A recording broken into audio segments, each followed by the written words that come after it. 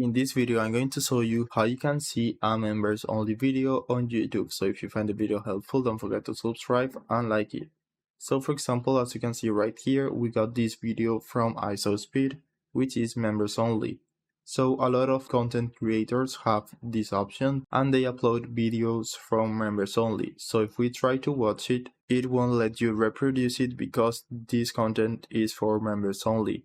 So depending on the content creator, for example, as you can see right here, to unlock this video, you will need to choose a level or a tier that is at least $4.99 per month. So I will need to purchase this tier right here and click the join button to become a member and be able to see this video. It's important to note that not all the tiers are available to watch the video.